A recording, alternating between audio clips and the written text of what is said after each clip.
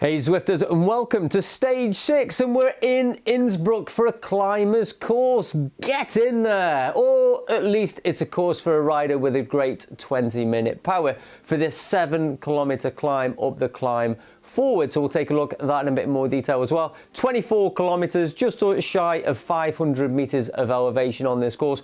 There is a sprint segment as well, but that comes pretty late in the race, I think actually within the final 2 kilometers. And then of course towards the end we also have the leg snapper in between those 2 timed segments. So 1 climb, 1 sprint. So first across the line on both of those segments, but also fastest through on both of those segments as well. Meaning first 10 riders across the line on each segment gets points, yippee! And first 10 riders with the fastest times get the points as well. So it might be the same riders, but it might not be the same riders, I think, when we get to that final sprint. All right, in terms of power-ups, we've got the anvil, the draft, and the feather. Well, at least that's what you're getting on paper. In reality, who knows? It's been a bit of a mixed bag this season, but hopefully, you know, it is what it is, and that's what we'll get. So in terms of the anvil, that's absolutely got its uses on that descent. Something to be vigilant of other riders dropping that. I've been caught out by anvils being dropped by opposition in the past as well, so that's something to think about. We've then got the feather, again useful on the leg snapper, but also very useful on this climb. And then we've got the draft fan. A lot of this climb is draftable, or there are a lot of sections in this climb that are draftable. So again, that draft fan has uses on the descent, on the climb, and on the flat roads, leading into some of those other segments as well. Let's go and have a look at what bike we should be picking for today. All right, so in terms of bike choice, it's a really interesting one this week. Me personally, I'm going to go for something a bit all-rounder. So something like the Scott RC, the Uranium, the Chapter 2 is also good on. Even the Tron will be a useful bike on this course as well. And I say that because, like I say, there are large proportions of this climb which are draftable. And I think something a bit more aero that's also lightweight will benefit there as well. There is an argument to go for something out-and-out climber because, of course, yes, a lot of those early moves and splits are going to come on this long 7-kilometer climb there as well. So plenty to think about in terms of bike choice. As always, I will leave a link in the description below. That will be the best all-rounder bikes, but also the climbing bikes as well, if that's the option for you. All right then, just before we get on course, let's take a quick look at the course notes, which you can access again via a link in the description below there for you to use or download however you choose. While you're down there, if you're finding this video useful, why not just give us a thumbs up or a subscribe if you've not subscribed yet. It really does help the channel and this video out a lot. Also, down there, I've left a link if you want to buy me a beer or a coffee at some point. Again, another way of supporting the channel, like many people have. Very much appreciated. You'll find the link for that buymeacoffee.com/Cy Bradley. All right, so let's take a quick look at these course notes. So we have 24 kilometers, just shy of 500 meters of elevation. Anvil, draft, feather are your power-ups. 2 segments, we've got the forward climb and then we've got the forward sprint as well. So we're going to leave the pens, take a left at 0.2 kilometers. You're going to go through the banner and pick up a power-up. We're then going to head towards the climb. Take this left turn by the roundabout, that's at kilometer 2.9 under the motorway. The segment actually starts at kilometer 3.3. Now in my recon notes, you will see certain segments that I've highlighted where it pitches up or it's a bit more draftable in segments as well. I won't go through them all today, but basically then it does flatten off towards the top, and at kilometer 9.9, it does flatten off, but the segment officially ends on this climb at kilometer 10.8. You're then going to descend back towards the city. At kilometer 16.7, we take this left turn, head in towards the city under the motorway bridge, and then we're going to head towards the leg snapper. You'll notice at kilometer 19.4, we get these brick sections on the road.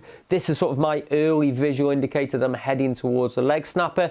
Leg snapper, kilometer 19.9, 9%, 400 meters. You take the right turn at the top and then you descend towards the sprint.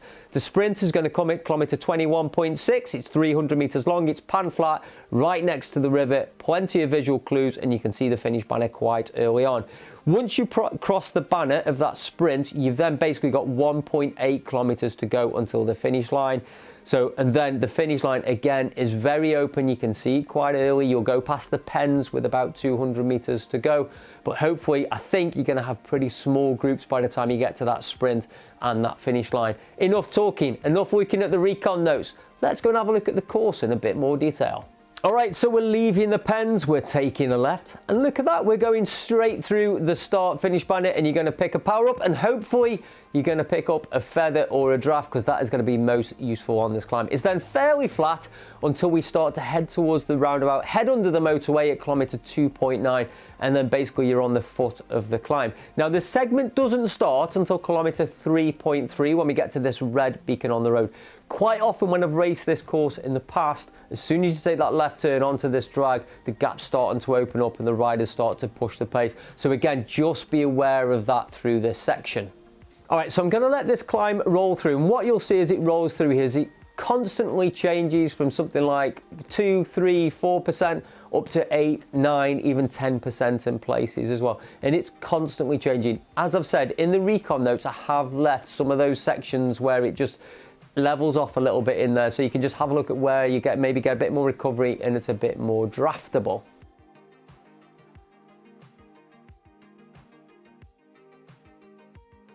So what you're going to see as we get towards the top here, the road does start to flatten off at kilometre 9.9. Bear in mind the segment banner end comes at kilometre 10.8. So again, just be wary of the riders around you. Watch for any of those early moves and those orange numbers of those riders wanting to take the fastest through and first across the line that are available as you go through this banner. So we're going to go through the banner, and again you'll start to glide around to the right hand side. It's fairly flat to start with, and then it does start to ramp up, or ramp down should I say, in terms of the descent. You can see from the footage here that a lot of it is super tuckable. Bear in mind though, people may have anvils, so just be cautious of gaps opening up because the groups are likely to be pretty small.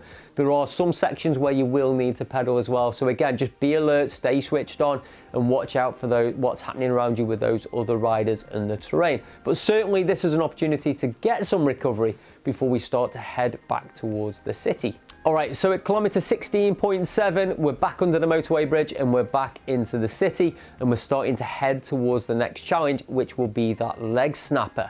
So what you'll see here as we start to head towards the leg snapper is the road surface changes from tarmac to this sort of red brick. The snapper itself, I think, starts at kilometre 19.9, just after you snake through this S-bend here, and then you've basically got a 400 metre punch to the top here as well. So again, around about 30 to 40 seconds, dependent on which category you're in, but 9% average, 400 metres. You're not going to win the race here, but you can absolutely lose the race here if you're not staying in contact with that first couple of riders. Once you go over the top, you're going to take a left, and then you've got a little bit of a descent or a recovery, or to chase back onto those front couple of riders if they've just dropped you, or if you've opened the gap. This is the time to accelerate over the top and increase that gap before we head towards this next segment and the final sprint of today's race.